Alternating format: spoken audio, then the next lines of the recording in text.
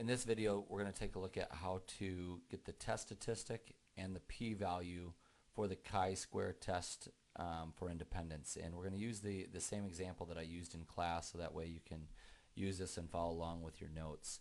So one of the first things we have to recognize is that the data is a 2 by 2 matrix. Okay, so we have to put this data in a matrix. So to get to your matrix menu, you're going to hit the second button, and then the X to the -1 button will bring up the matrix menu, and it lists all the names. Notice there's no dimensions next to any of these matrices, so there's nothing in them right now. And we're going to go over to the edit menu, all right, and we're going to edit matrix A, so we'll hit enter to select that.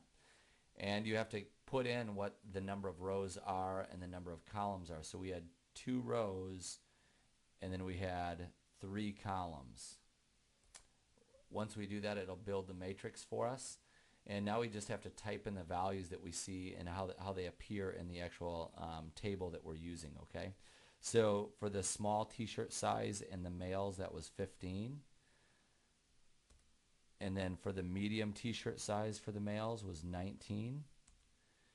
There are 27 large t-shirts for the males. And then we jump down to females. There were 26 t-shirts for the females, 11 medium t-shirts for the females, and then last 2 large t-shirts for the males. So now that we have that matrix stored, we're going to go ahead and exit out of here. So I'm going to go to second, quit, and I'm just going to have you pull it up to verify it's in. So we're going to click second, and then the X to -1 will bring up the matrix menu. Now notice that matrix A is a 2 by 3. If you hit enter, this will bring matrix A back to your home screen, and if you hit enter again, it'll show you what's in that matrix. So we got all the values typed in there correctly. Now we're ready to do the hypothesis test for the test for independence. So what I'm going to do is I'm going to go into the stats menu, so click stats, and we have to go over to tests. And I'll just hit the up arrow because that'll bring us down to the bottom. We're going to use the chi-square test. The chi-square GOF is the chi-square goodness of fit test. We're not learning about that in class. So we're going to use option C as in cat.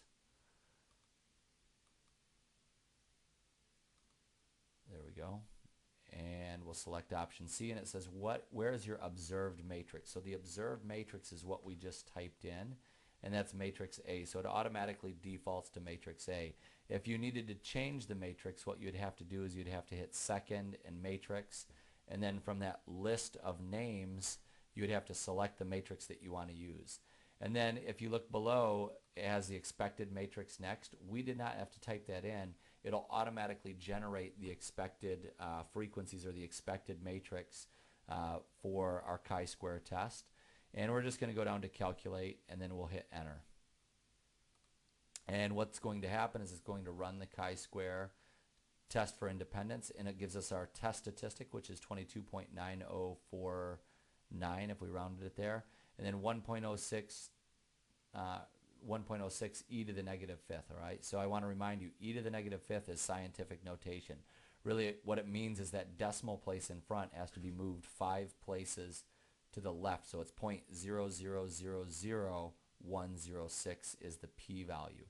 And you should use some number sense whenever you get a p-value anyways, and verify that it's between 0, the smallest p-value we can get is 0, and the largest p-value we can get is 1 for the probability.